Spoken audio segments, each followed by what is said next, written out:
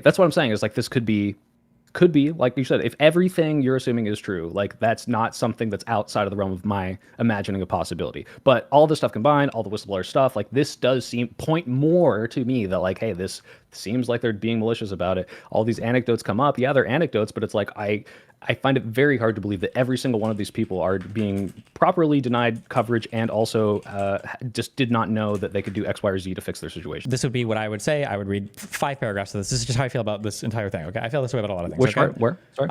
It's not anything you'd like to be, okay? It What's takes better? a special sort of person to be a cardiologist. This is not always a good thing, okay? You may have read about one or another of the, quote, cardiologists caught falsifying test results and performing dangerous, unnecessary surgeries to make more money, end quote, stories, but you might not have realized just how common it really is. And then link to Maryland cardiologist performs over 500 dangerous, unnecessary surgeries to make money. Another link to unrelated Maryland cardiologist performs another 25 in a separate incident. Another link to California cardiologist does, quote, several hundred, end quote, dangerous, unnecessary surgeries and gets raided by the FBI. Another link to Philadelphia cardiologist, same thing. Another link to North Carolina cardiologist, same. 11 Kentucky cardiologists, same. There's another link. Actually, just a couple of miles from my own hospital, quote, or a link to another thing, a Michigan cardiologist was found to have done $4 million worth of the same, et cetera, et cetera, et cetera. My point is not just the number of cardiologists who perform dangerous, unnecessary surgeries for a quick buck. It's not even just about and then another link to cardiologist insurance fraud, another link to cardiologist kickback schemes, or another link to cardiology research data falsification conspiracies. That could all just be attributed to some distorted incentives in cardiology as a field. My point is that it takes a special sort of person to be a cardiologist. Consider the sexual harassment. And then another link to head of Yale cardiology department fired for sexual harassment with, quote, rampant bullying, end quote. And then another link to Stanford cardiologist charged with sexually harassing students. And another link to Baltimore cardiologist found guilty of sexual harassment. And then another link to LA cardiologist fined $200,000 for groping medical technician. And then another link to 3 different Pennsylvania cardiologists sexually harassing the same woman. Another link to Arizona cardiologist suspended for 19 different counts of sexual abuse. And then another link to world's leading cardiologist fired for sending pictures of his genitals to a female friend. Another link to New York cardiologist in trouble for refusing to pay his $135,000 bill at a strip club. Another link to Manhattan cardiologist taking naked pictures of patients, then using them to sexually abuse employees. Another link to New York cardiologist secretly installed spy cam in office bathrooms just to shake things up. Another link to a Florida cardiologist was falsely accused of sexual harassment as part of a feud with another cardiologist. And yeah, you can argue. I don't know where you got my resume, but like, this is not cool that you're doxing me on stream. My bad. Okay. And yeah, you can argue that if you put high status men in an office with a lot of subordinates, sexual harassment will be depressingly common just as a result of the environment. But there's also another link to Texas cardiologist who pled guilty to child molestation.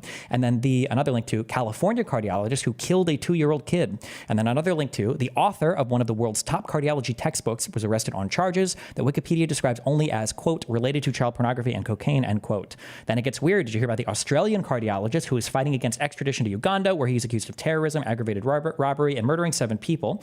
What about the Long Island cardiologist who hired a hitman to kill a rival cardiologist and who is also, for some reason, looking for enough explosives to blow up a building? Like I said, it takes a special sort of person. You can, if you look at any sufficiently big industry, and cardiology is going to be a lot smaller than healthcare, you can get like a collection of 100 different anecdotes or stories or data points to try to prove a particular thing, but it doesn't, I need something. I don't even want to say like the smoking gun of like an insurer saying all of us in the insurance industry have widespread horrible practice. But when it's like 3 testimonies from a collection of markets of like across car insurance and everything else, where they say like we think that bad practices happen sometimes, like that's not even, you've moved the needle like 0.0001%. If that is the case, like what is your evaluation of why I think this? Is it just brain rot? Is it that I'm not looking into it hard enough? A lack of skepticism? Like what is your take on that? Well, I mean, I can't guess your mind state, but I mean that I think one. No, I'm just assuming. I'm not trying to. Sure, there's a cultural moment right now where everybody wants to hate on these particular people, so we're selecting for any stories relating to hating on these people.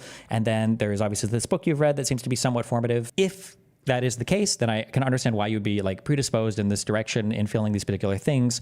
I would just be like worried that if we don't have, like, I used to believe for the longest time that that lobbyists were obviously in control of the government. Yeah, this is the thing that just seems obviously self-evidently true. I can think of the mechanism for it. You lobby people so they do things for you, so you're more likely to vote for their policies so that you get elected. I can think of everybody in the culture says it, right and left, everybody agrees on this, blah, blah, blah. That was an example of a thing that I firmly believed, such that like in 2016, I said that I supported Bernie Sanders on the sole policy of removing lobbyists from government. That was the sole reason why I would support him over any other candidate. And when I got pushed on that question, I didn't have a single response to that. I was like, okay, well, fuck me. I can't even actually actually think of anything like this.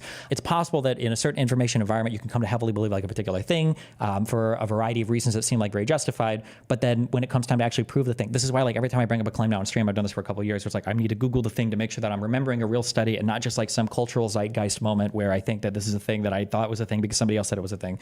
That's all I'm saying.